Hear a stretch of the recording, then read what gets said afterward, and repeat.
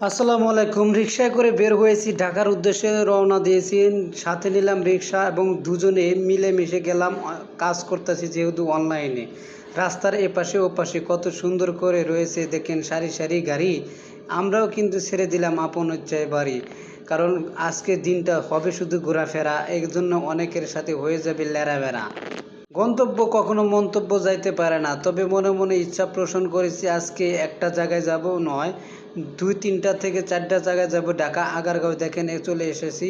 এখান থেকে আবার অনেক জায়গায় ঘোরাঘুরি করতে হবে, সেই বিষয়ে আমাদেরকে অবগত থাকতে হবে। সেই জন্য আমি আজকে প্রতিনিয়ত হিসেবে ঘুরে যাব আজকে এই ঢাকা শহর। দেখে আগারগাঁও সরকারি নিউ কল্যাণী জামে মসজিদ থেকে পার হয়ে গেলাম। এখান থেকে যারা ঘুরতে আসেননি কখনো, চক্ষু হাসপাতালের এদিকে জেনারেল হাসপাতাল ঘুরে এসে দেখে যাবেন জায়গাগুলো অনেক সুন্দর, পরিষ্কার পরিচ্ছন্ন হিসেবে রয়েছে ঢাকা শহরের ভিতরে। এটাও একটা উন্নত জায়গা।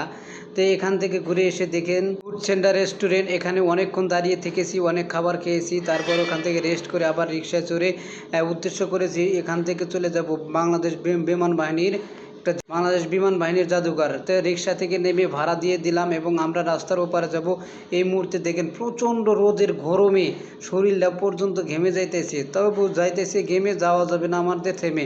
ওই যে দেখা যায় বাংলাদেশ বিমান বাহিনীর জাদুঘর, এই পাশে যে ঢাকা আগারগাঁও, আর এই পাশে দেখেন মেট্রো রেল দিয়ে আবার যে যার গন্তব্যর দিকে চলে যাচ্ছে।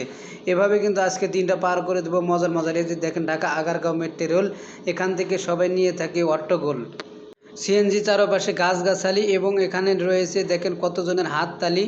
তো আমি দেখাচ্ছি আমার পিছনে দেখেন এই যে আগারগাঁও বাংলাদেশ বিমান বাহিনীর জাদুঘর। এখান থেকে আমরা বের হয়ে যাব এবং বাংলাদেশ বিমান বাহিনীর জাদুঘরে কিছু সময় কাটাবো। ওই যে দেখা যাইতেছে বাংলাদেশ বিমান বাহিনীর জাদুঘর, রাস্তার ওপরে যাইতেছি আমরা। এই রাস্তার ওপরে গিয়েই মনে করেন যে আমরা ভিতরে ঢুকে যাব এবং সেখান থেকে অনেক আনন্দ অনুভূতি, ছবি পোস্ট, কত কি যে আরও আনন্দ হবে।